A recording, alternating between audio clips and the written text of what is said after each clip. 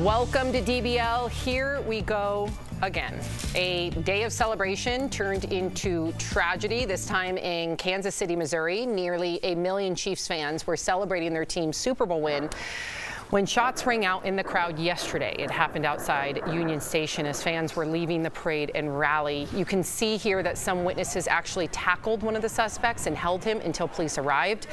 3 people were taken into custody, and the police chief says it stemmed from a dispute between several people.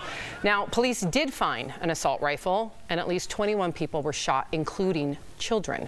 1 person was killed. The victim was identified by her family as Lisa Lopez Galvin. She was in her 40s, a mother of 2, and a local radio DJ. Her brother says she was bubbly, with a life of the party kind of personality. That's how he described her. Wow. So, big question here. What does security look like at these events? And should fans get involved when things go wrong? Let's turn to our next guest. She's a former special agent with the Secret Service, a former NYPD officer who pulled survivors from the World Trade Center, and a best-selling author. Please welcome to DBL, Evie Poumpouras. Thank you, Evie.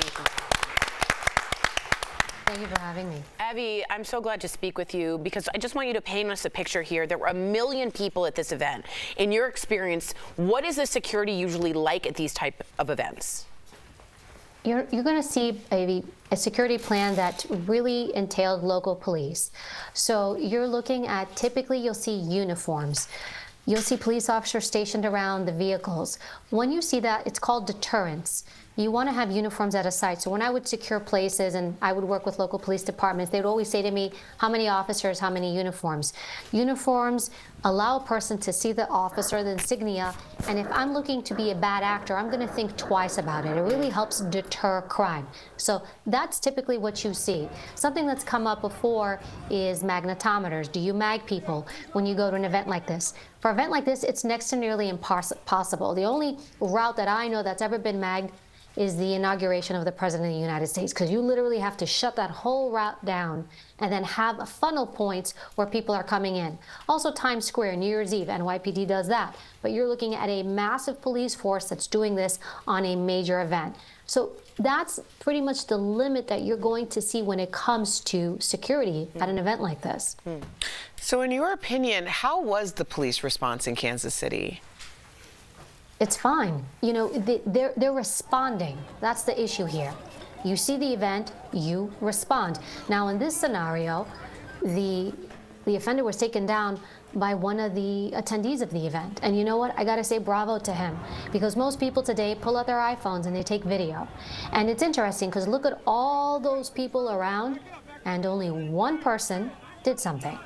And that speaks volume to our society today, that we don't take a step to kind of take ownership.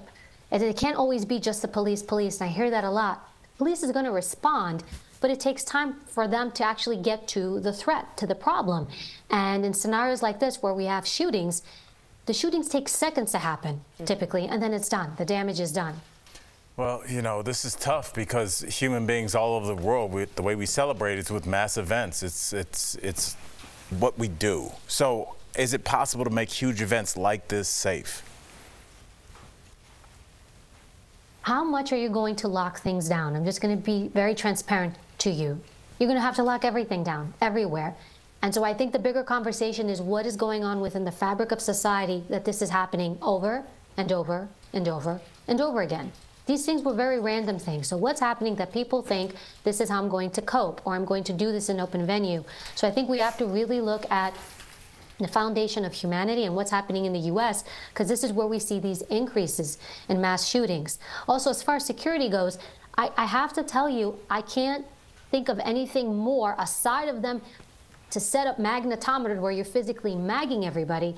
And you have to understand what the undertaking is to do something like that. The manpower, the resources, the money. Taxpayers paying for this. So how many parades, how many celebrations, how many marathons, where does it end?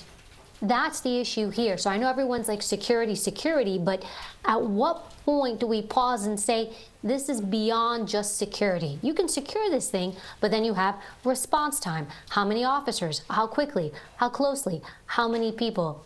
So it's such a bigger question.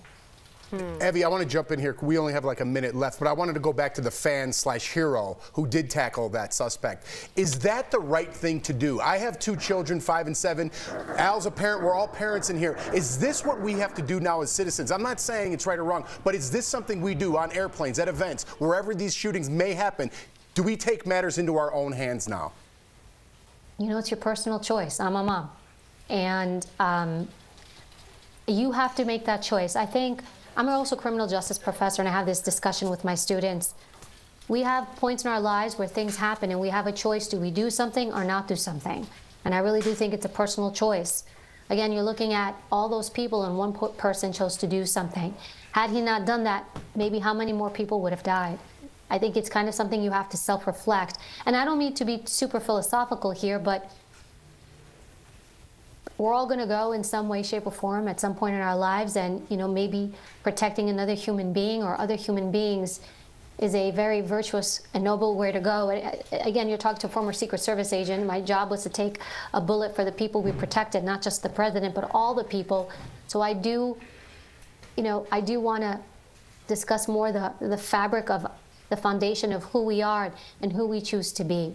So again, it's a personal choice. What do you choose to do? Wow. Well, I know what Evie Poumpouras would do. You're incredible, Evie. Thank you so much for joining us today. DBL Nation, get a copy of Evie's book. I cannot recommend this enough. Becoming Bulletproof. It'll give you all these different tips and insight on how to be one of those noble people. And there's going to be a new book, a new version of it on sale in March. So thank you again, Evie. We appreciate you. Thank you.